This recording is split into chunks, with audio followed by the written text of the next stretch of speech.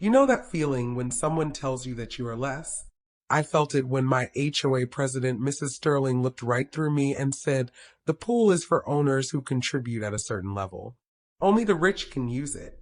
She made my family feel like trespassers in our own neighborhood. She had no idea that while she was busy running her little kingdom, I was busy executing a plan that would turn her pristine clubhouse into my personal, exclusive backyard. They told me the pool was for the rich.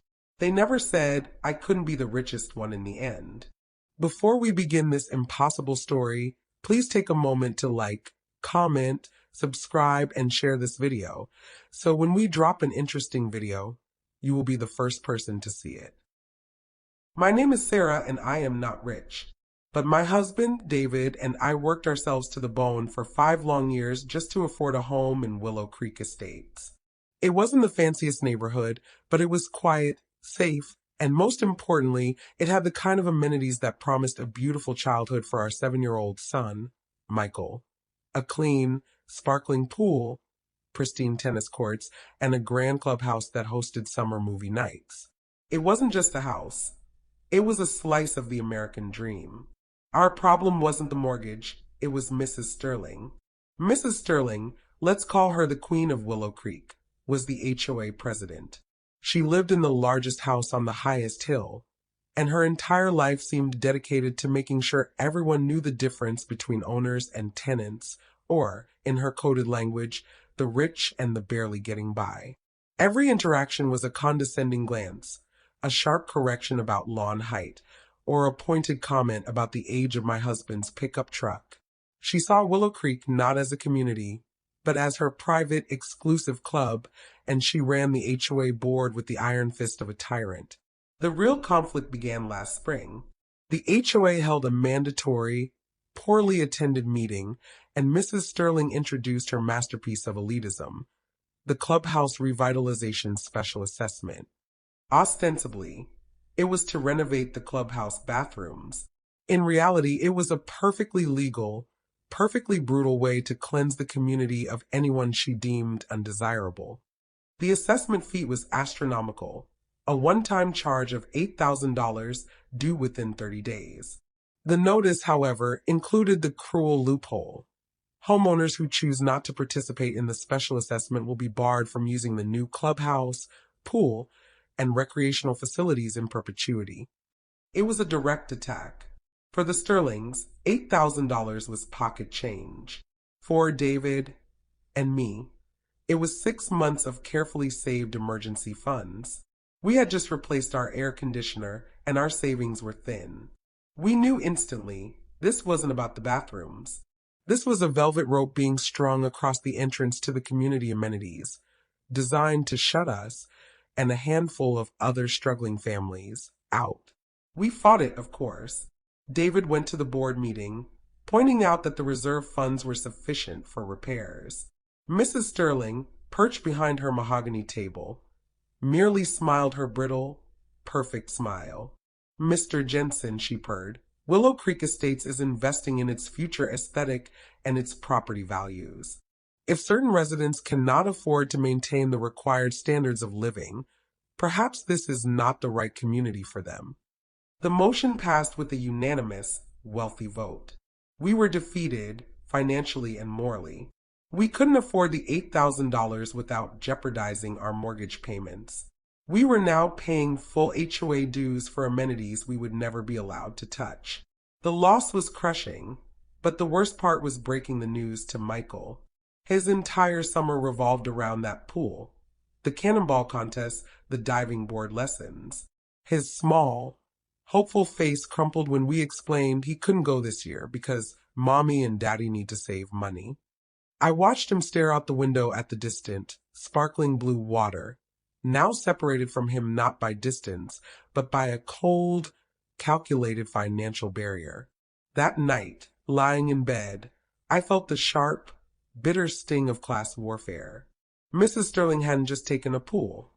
She had stolen my son's summer and wounded my family's dignity. I knew right then that Mrs. Sterling had awakened something terrible and focused in me. I would not forget that $8,000, and I would not forget her smile. I just didn't know how I would fight back. Yeah, I had seen the financial sting of the assessment coming, but I hadn't prepared for the sheer surgical cruelty of the social humiliation. The day the exclusion went into effect was the hottest day of the year, a searing 95-degree nightmare that made the thought of the pool feel like a desperate necessity. Michael, my 7-year-old, bless his hopeful heart, didn't understand the complex financial maneuverings of the HOA. He just saw his friends splashing and laughing in the cool, azure water. He slipped on his bright red swim trunks, grabbed his favorite inflatable shark, and raced out the door before I could intercept him. David and I looked at each other, a shared knot of dread tightening in our stomachs. I hurried after him, but I was too late. Mrs. Sterling was there, naturally. She wasn't swimming, she was presiding. She was perched under a striped umbrella, holding a clipboard like it was a royal scepter, checking names off her exclusive list of contributors. She looked like a general overseeing a conquered territory. Michael ran right up to the gate, his face flushed with heat and excitement, his inflatable shark tucked under his arm. He saw Mrs. Sterling's gaze land on him, and he froze, unsure. "Good afternoon, Michael," Mrs. Sterling said, her voice dripping with an exaggerated, sickly sweetness. She didn't look at him. She looked down her nose at the cheap, worn plastic of his inflatable shark. "I'm afraid I need to see your family's contribution badge." Michael, confused, held up his wrist, where he used to wear a simple plastic wristband issued by the old pool management company. It was gone. "Oh dear," Mrs. Sterling sighed, loud enough for a cluster of mothers drinking iced tea nearby to hear.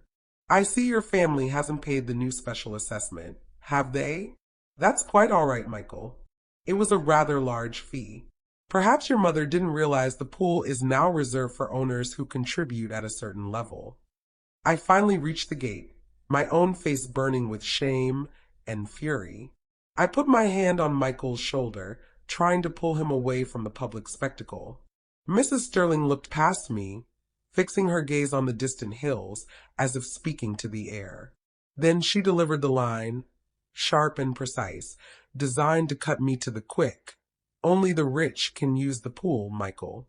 And if you aren't on the list, you'll have to return to your own yard." Michael looked up at me, his eyes wide and wet.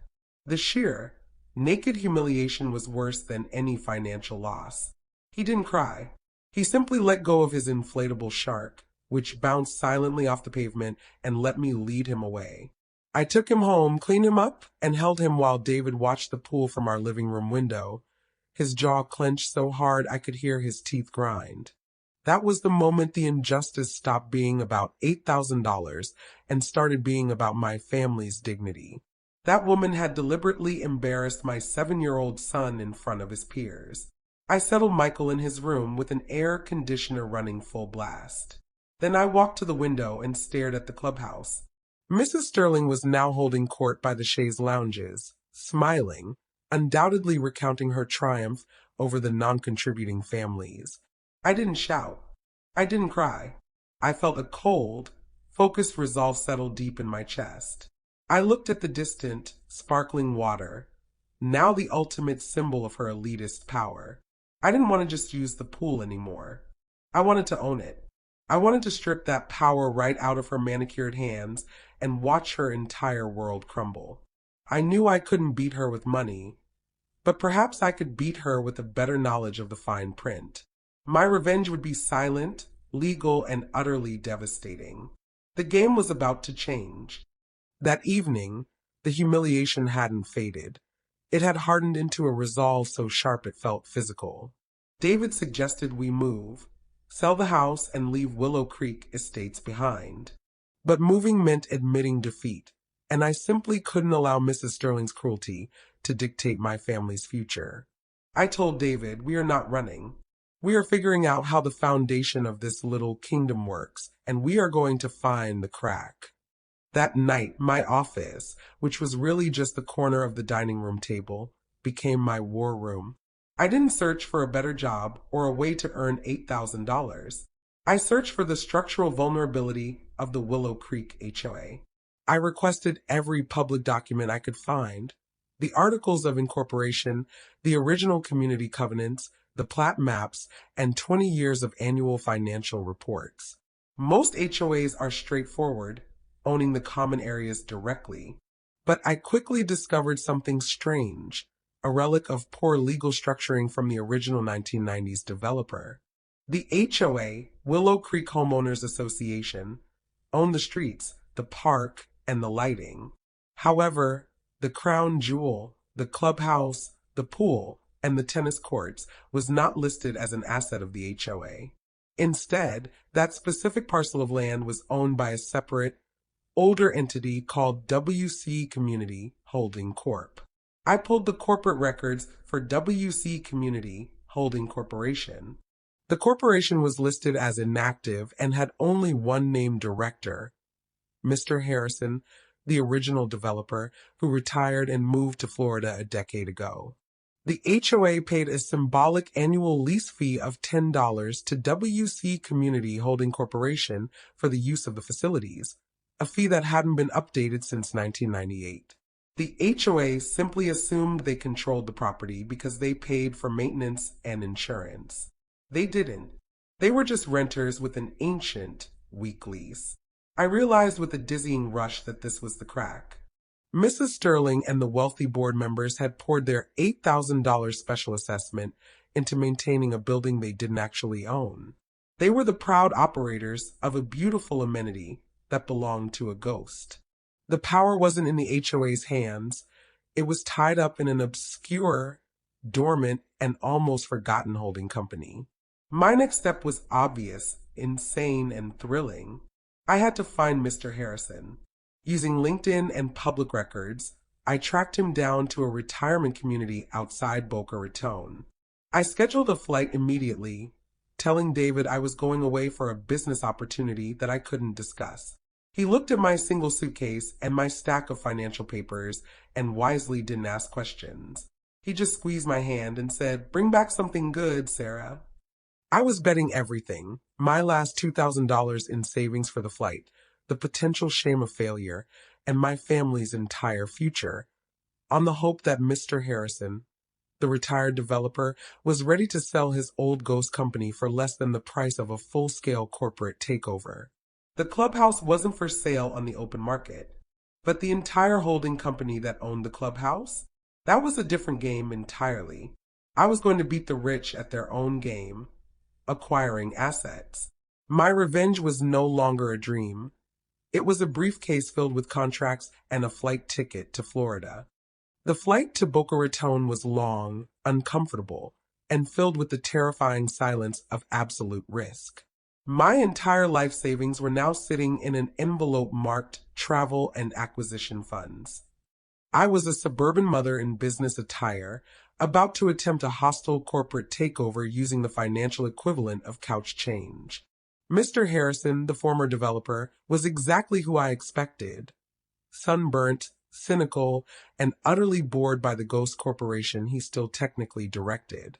We met in the sterile lobby of his retirement home, where the air smelled faintly of chlorine and regret. I laid my meticulously researched binder on the table. "Mr. Harrison," I began, skipping the small talk, "I'm here to buy WC Community Holding Corporation." He squinted at me. "That old thing? Willow Creek. Why on earth? It just pays me a symbolic $10 a year and takes up space on my tax forms. I forgot it even existed." I explained the situation simply. The HOA was running an elitist scheme and didn't realize they were merely tenants on his land. I emphasized the headache of maintaining the corporate structure and the liability of owning a forgotten asset. Crucially, I mentioned the HOA's recent $8,000 special assessment. They just poured significant cash into your property, improving your asset, believing it was theirs, I noted. I calculated the real value of the land as a residential lot, minus the cost of demolishing the clubhouse and pool, and offered him a figure that was low, but higher than he'd ever expect for a forgotten asset, $45,000. He looked at the figure, then at the ocean view, and laughed, a dry, wheezing sound. "That old pool. They always were cheap. $45,000 to make the paperwork go away forever? Done. The challenge now was financing.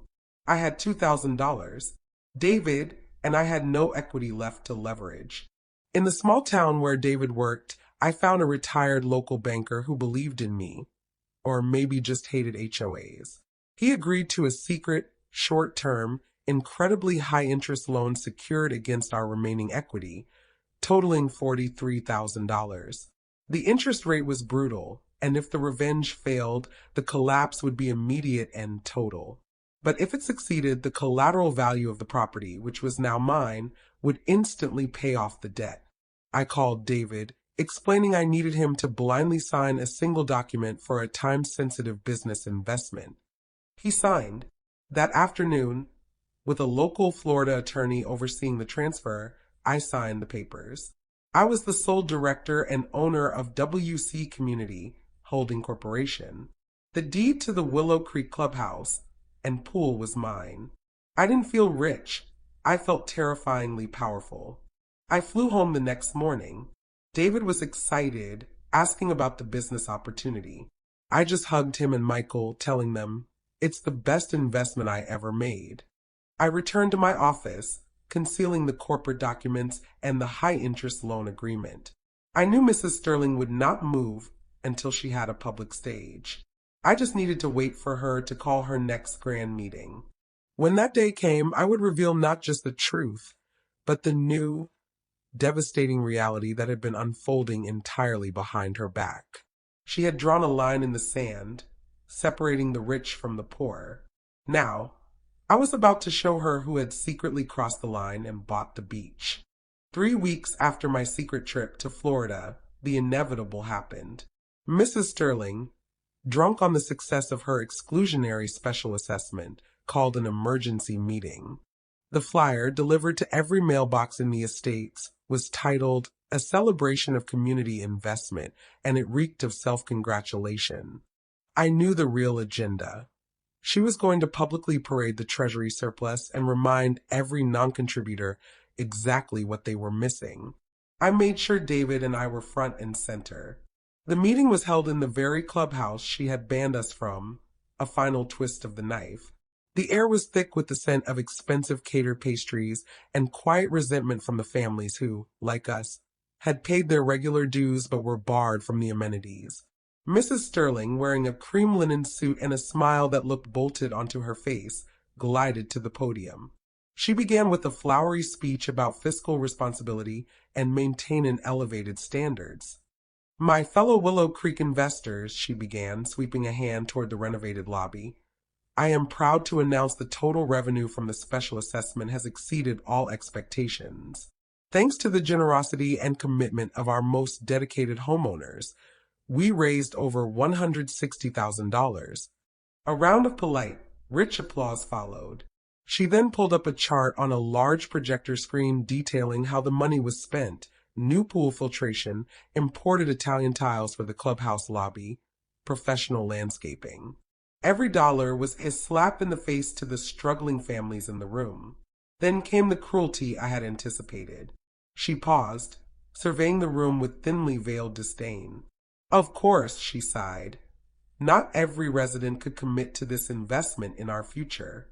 And while we deeply regret their inability to meet these necessary financial standards, the strong response from our committed core proves that Willow Creek will not compromise its aesthetic for the sake of, shall we say, temporary residents. She then launched into a veiled, vicious attack, clearly directed at David and me, and the handful of others who didn't pay. It is a simple equation. Investment equals access. If you expect a world-class amenity for your children, you must be prepared to contribute at a world-class level. The pool is now a direct reflection of our true ownership class. Her tone was dismissive, ensuring everyone in the room knew who the outsiders were. I didn't flinch. While she was basking in her victory, I simply reached into the inner pocket of my jacket. I pulled out a fresh, crisply printed set of papers, along with a certified letter from my lawyer. I stood up quietly. Mrs. Sterling, mid-sentence about the new chaise lounges, stopped dead. Yes, Mrs. Jensen? "Do you have a question regarding the new chaise cushions?" she asked, her voice laced with mockery. I walked toward the front of the room, my focus entirely on Mrs. Sterling. I placed the documents squarely on the mahogany podium, covering her notes. The room fell silent. "No, Mrs. Sterling," I said, my voice quiet, calm, and utterly devastating. "I don't have a question about the cushions. I have a statement regarding the land they're sitting on." The time for silence was over. The counter-strike had begun. The silence in the clubhouse was thicker than the velvet curtains on the windows. Every eye, from the homeowners who paid the $8,000 fee to the few excluded neighbors in the back, was fixed on the podium, on the crisp legal papers I had just laid over Mrs. Sterling's triumphant notes. Mrs. Sterling's smile didn't drop, it froze. She stared down at the documents, her perfect makeup suddenly looking brittle. "Mrs. Jensen, this is hardly the time for her." "It is exactly the time, Mrs. Sterling," I interrupted, maintaining a voice that was calm and steady, despite the tremor of adrenaline coursing through me. I reached into my briefcase and pulled out the large, professionally mounted plat map. I carefully unrolled it over the projector screen, obscuring her spending chart. "I received this official deed from the Florida Secretary of State's office this morning," I explained to the room, my voice carrying to the very back. "For 20 years, the Willow Creek Estates HOA has been operating under the assumption that the property containing the clubhouse, the pool, and the tennis courts belongs to the community." I pointed to the key on the plat map, highlighting the disputed parcel. "But due to a historical oversight, this parcel, known as Lot 4, has always been owned by a separate inactive entity, WC Community Holding Corporation." A low murmur rippled through the room, a confused, angry sound. Mrs. Sterling finally found her voice, sharp and dismissive. "Nonsense. We pay the maintenance. We just raised $160,000 to renovate this building. You have no idea what you are talking about, Mrs. Jensen." I turned to the community, bypassing her entirely. "You are correct, Mrs. Sterling. You did raise $160,000, which you poured directly into an asset you don't own. Because as of last Tuesday, the deed to WC Community Holding Corporation, and thus Lot 4, the clubhouse and the pool, is legally transferred. And I am the sole director and owner of WC Community Holding Corporation." The effect was instantaneous and electrifying. The low murmur turned into an explosion of gasps and outraged whispers. The wealthy homeowners who had just boasted of their investment looked at the Italian tiles under their feet with sudden, dawning horror. They realized they had paid $160,000 to renovate my new property. Mrs. Sterling staggered back from the podium, as if struck. You can't," she shrieked, her veneer finally shattering.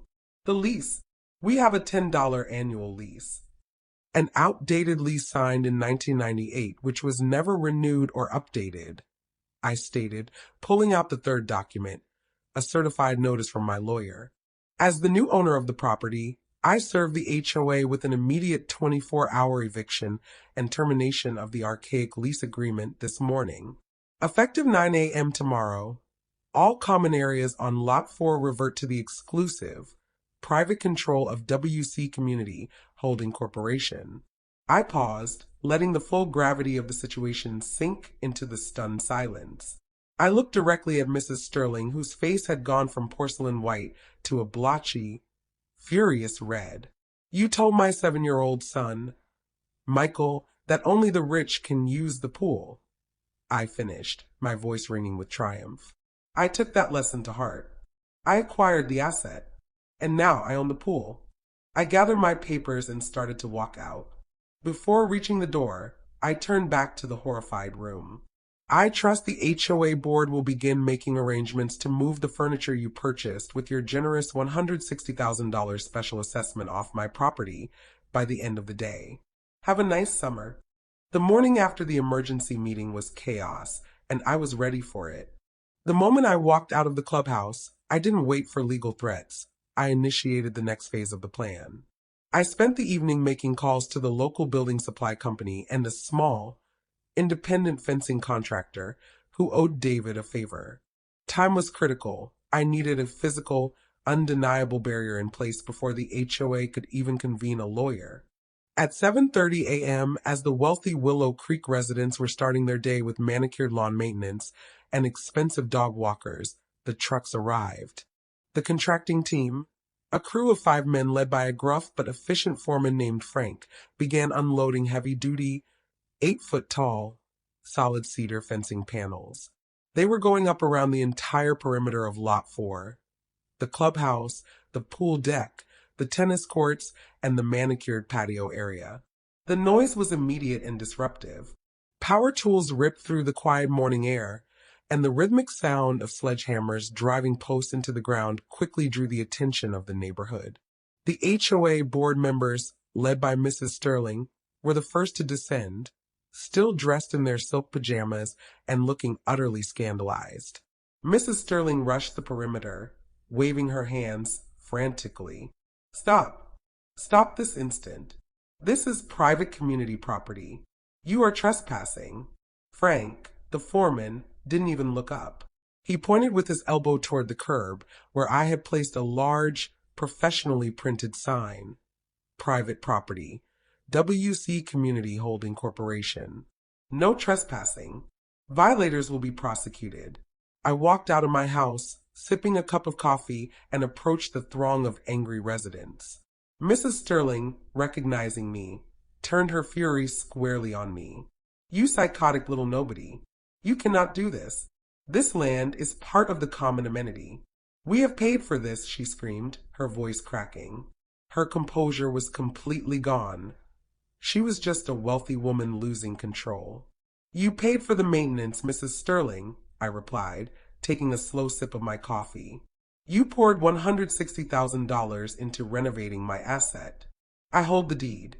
As of 9 a.m. this morning, this entire parcel is private property, and I am building a privacy fence around my home." She seized the notice I had left on the curb. But the pool, the tennis courts, you can't just take the community's amenities." "You taught me the rules perfectly, Mrs. Sterling," I said, my voice low and cutting. "You said only the rich can use the pool. Well, I became rich enough to buy the pool, and I am exercising my right to exclusive use. This fence is going up to protect my family's privacy and my investment. It's a standard 8-foot privacy fence." Within 4 hours, the entire once open area was sealed off by an unbroken, imposing wall of cedar. The fence was solid, tasteful, and absolutely impenetrable. It cut off the main access points, visually blocked the pool entirely, and severed the clubhouse from the rest of Willow Creek Estates like a surgical amputation. The sight of the half-completed fence enclosing the amenities they had just paid a fortune to renovate was a masterpiece of poetic justice. The residents were devastated. Their property values, tied directly to the world-class amenities, were now plummeting, and they knew it. The Queen of Willow Creek was deposed, standing powerless on the wrong side of a fence built by the person she had insulted. The pool was now mine, a symbol of dignity regained, and the game was permanently over. The fence was finished by 3 p.m., leaving behind a perfectly sealed, 8-foot-high cedar wall around the $160,000 worth of amenities the HOA had just poured money into. The contrast was devastating. Immaculate Italian tiles and a shimmering azure pool, visible only through the tiny gaps in the cedar planks, now completely inaccessible. The immediate reaction was pure, expensive fury. By the time I sat down for dinner that evening, the emails were flooding David's account, and my phone was ringing incessantly with blocked numbers. The collective rage of the elite neighborhood was focused entirely on me. At 7 p.m., a uniformed process server arrived at my front door, handing me a thick stack of documents. It was an emergency temporary restraining order, TRO, filed by the HOA, demanding the immediate cessation of fence construction, the removal of the structure, and the restoration of community access. They had spent thousands on legal fees in a single afternoon. I calmly called my lawyer, who had been expecting this. "Don't sweat it, Sarah. They're panicking. Their lawyer cited adverse possession and implied easement. It's weak. Send me the documents, and I'll file the countersuit tonight. The next morning, the HOA held a frenzied meeting in the small community park, the only common space they actually owned. Mrs. Sterling, pale and disheveled, stood on a park bench, shouting into a megaphone.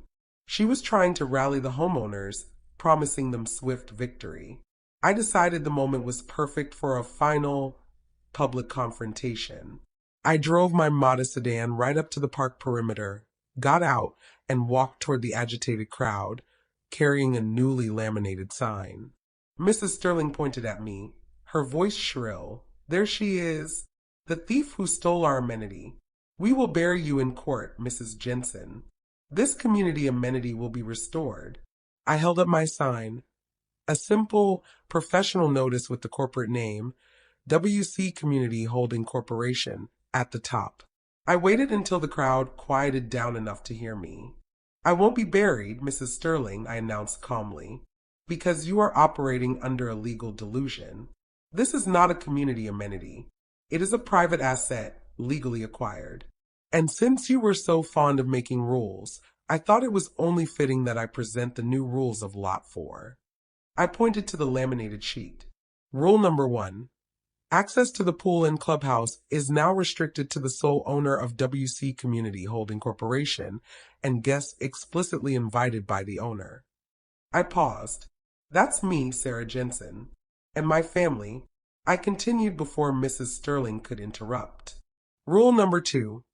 All costs associated with the $160,000 renovation, which were legally misdirected into my private asset, are considered a gift from the Willow Creek HOA. I will not be refunding the special assessment. The gasp from the crowd was audible. Rule number 3. Any further legal action against WC Community Holding Corporation will be met with immediate and comprehensive litigation for harassment and malicious intent. And that litigation will be funded by the $160,000 your board so generously invested. I finish with a direct, lethal blow to Mrs. Sterling. I have already instructed my attorney to contact the community's lending bank, informing them that a major, non-replaceable amenity, the pool, has been permanently removed from the estates. I suggest you check your property values, Mrs. Sterling. They are plummeting as we speak.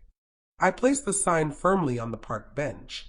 The crowd erupted into fury, but the anger was now turning on Mrs. Sterling, whose arrogance and poor due diligence had cost them their money, their amenities, and their property values.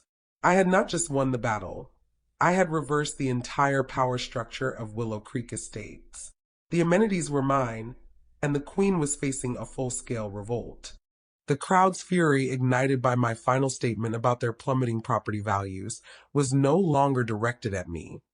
It was a raging inferno consuming Mrs. Sterling. I had delivered the coup de grace, and she was left standing alone on that park bench, her megaphone clutched uselessly in her hand, watching her reign and her retirement plan crumble in real time. The other homeowners, including 2 men who had boasted loudly about their $8,000 investment, surged toward Mrs. Sterling, demanding answers about the oversight that allowed a nobody like me to acquire the clubhouse land.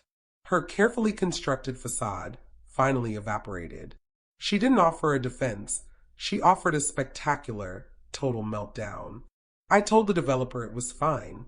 I checked the bylaws, she shrieked, dropping the megaphone, which skittered across the grass and emitted a feedback squeal. This isn't fair. This woman is a thief. She cheated. She's ruining this community because she couldn't afford a simple fee. Her admission that the entire affair was simply a calculated attempt to exclude the less affluent was her final undoing. The homeowners didn't just want the pool back. They wanted Mrs. Sterling's head. I watched from the perimeter as her own husband, Mr. Sterling, rushed forward not to defend her, but to physically haul her away from the screaming crowd. She was dragged, kicking and sobbing hysterically, across the perfectly manicured lawn she had obsessed over for years, her expensive linen suit crushed and soiled. The next few days were a blur of HOA collapse. The bank, alerted to the missing amenity, placed an immediate hold on several pending loans in the estates. Real estate agents began slashing prices. The HOA board, realizing they were facing multiple class action lawsuits over the $160,000 special assessment they gifted to my corporation, immediately resigned en masse. The Willow Creek Homeowners Association effectively ceased to exist overnight, a victim of its own elitism and incompetence. I had destroyed her kingdom. That afternoon, after the last of the angry residents had retreated into their expensive homes, I went to my own house. I walked out the back door, grabbed a key David had fashioned for me, and unlocked the new cedar gate. The smell of chlorine was intoxicating. The water shimmered, silent and perfect, reflecting the blue sky. I walked Michael to the edge of the pool deck, the very spot where Mrs. Sterling had humiliated him. I looked at my son, who still looked confused, but hopeful. "This is all ours now, Michael," I whispered, holding his small hand. "No one can tell you that you are not rich enough to be here." I watched as Michael, wearing his bright red swim trunks, finally dove in. The joyous splash echoed in the silent, empty clubhouse area. I sat on one of the new, expensive chaise lounges, the ones Mrs. Sterling had just paid for, and put my feet up, basking in the glow of the afternoon sun. I wasn't rich in the Sterling sense, but I was rich in justice, rich in dignity, and I had just secured the perfect pool for my son's entire childhood.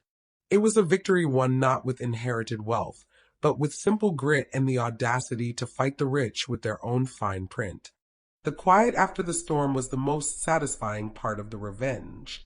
The days that followed were defined by silence, punctured only by the rare sounds of my son's laughter echoing off the high cedar fence. The HOA was gone, leaving behind a power vacuum, and a mass of homeowners scrambling to file insurance claims and figure out how to cover the massive devaluation of their properties. I, meanwhile, had achieved true peace. The high-interest loan I took out to acquire WC Community Holding Corporation was immediately paid off using the collateral value of the now private Lot 4. David was initially terrified by the sheer audacity of the maneuver, but when he saw the look of pure, unadulterated joy on Michael's face as he had the massive pool entirely to himself, he only smiled and said, "You didn't just buy a pool, Sarah. You bought back our son's summer." The true irony was that I was now technically the richest person in Willow Creek. I owned the centerpiece amenity, which had been renovated entirely by the collective wealth of the elite. I could have sold the pool, or charged the residents a massive fee to buy it back. But that wasn't the point. The point was the lesson. I had fought not for money or ownership, but for dignity. Mrs. Sterling and her cronies believed that wealth entitled them to control, to exclusion, and to the humiliation of those they deemed beneath them. They learned the hard way that arrogance blinds you to the fine print, and that sometimes the temporary resident is smarter, more focused, and more ruthless than the ownership class. We still lived in our modest house, but our status in the community had fundamentally shifted. Our neighbors, now freed from Mrs. Sterling's tyranny and humbled by their financial loss, were surprisingly respectful. They occasionally approached the fence, not to complain, but to ask if Michael would like company. Sometimes I opened the gate for them. I let a few of Michael's friends use the pool, entirely on my terms, teaching them subtly that kindness, not cash, was the only currency that mattered. As for the Sterlings, they were the first to sell. Mr. Sterling, disgraced by the financial and legal fiasco, quietly listed their massive house for significantly less than its pre-pool value. They were gone within a month, disappearing from Willow Creek Estates as quickly and quietly as the wealth they cherished had evaporated. Mrs. Sterling, the queen, left her kingdom in ruins, defeated by a mother who simply wanted her son to be able to go swimming. I often think about her cruel, cutting phrase, "Only the rich can use the pool." She was right. But the mistake she made was assuming she knew exactly who the rich were. The greatest wealth isn't always in your bank account. Sometimes it's in the perfectly executed revenge that buys back your family's pride and secures your son's perfect summer.